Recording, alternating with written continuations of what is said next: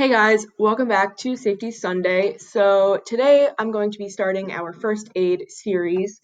First aid is a lot of things. It can be anywhere from a bee sting to heat stroke to a cut, which we'll talk about today, to pretty much anything that isn't like drowning or CPR related. So first aid is a big part of your job just because you'll definitely be coming across first aid. A lot of it can't really be prevented from a lifeguard's point of view. It's just something that will happen to people and you'll need to deal with it because it is your job and it is your responsibility. So today we're going to talk about injuries to the soft tissue. So that would be like skin. We'll be talking about that also is a big umbrella because it could go over cuts, bruising, burns. But today we'll talk about cuts and internal injuries. So we'll talk about bruising, internal bleeding, and then cuts or scrapes. So I would show you this video, but you can't hear the sound when I play this. So I am just going to play the video parts and then I'll talk over the images. But before I start our little montage, I just want to talk about internal injuries real quick. So bleeding or bruising and internal bleeding. So for bruising and internal bleeding, there's not much that you can do to help them once they happen. The best thing that you can do for bruises and internal bleeding is making sure that they don't happen in the first place. So again, people will get bruises and you can't prevent it. People can internally bleed, though it's more rare, and sometimes you can't help it.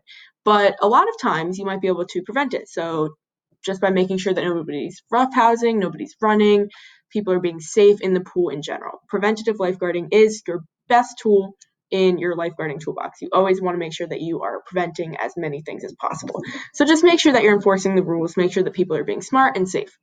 So for bruising, you could give somebody an ice pack maybe, but for internal bleeding, you probably can't tell if they are internally bleeding and they probably can't tell either. So again, that is why you want to make sure that you are being a preventative lifeguard and making sure that you are having as many risks as possible reduced. I don't know if that was proper grammar, but you get what I'm saying. So that is internal injury.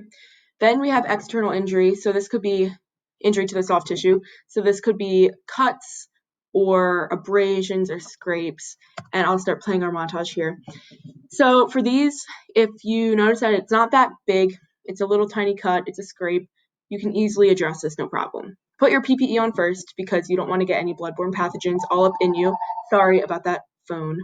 Hopefully it doesn't ring again. Oh, it rang again. So I've done this video so many times, so I'm just not even we're going to pretend that didn't happen. So anyway, scrapes and cuts and everything.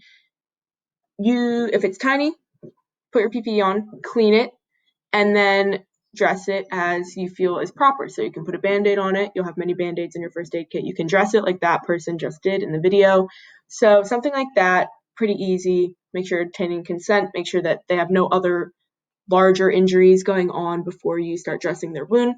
But other than that, it's an easy PPE clean cover and you're good to go. For a more serious injury, like something that's really gushing blood that you think might need stitches or something, I would call EMS. And especially if it's like gushing blood, you don't notice that the blood is stopping or wants to stop anytime soon, call EMS. It can't hurt. So while you're waiting for EMS, like this lifeguard is doing, you want to wrap the injury in gauze and have the victim first hold that gauze in place so you can better wrap the gauze. And then if you notice that they're bleeding through the gauze, just reapply that gauze. Don't take off the original gauze and put new gauze on. Just keep wrapping things around. That's shock. That's a different story. So again, minor injuries, PPE, clean, address properly. More serious injuries, put PPE on, call EMS, and then dress it until the EMS can get there. So as always this week, guys, take the quiz that is down below. We only had a couple people take the quiz last week, so make sure that you're getting your free merch. Take the quiz that is down below, and I will see you guys next week for more first aid. And yeah, have a good week, guys. Be safe. Pools are starting to open now, so make sure that you're really just staying safe, keeping up with your skills, and I will see you all next week. Bye.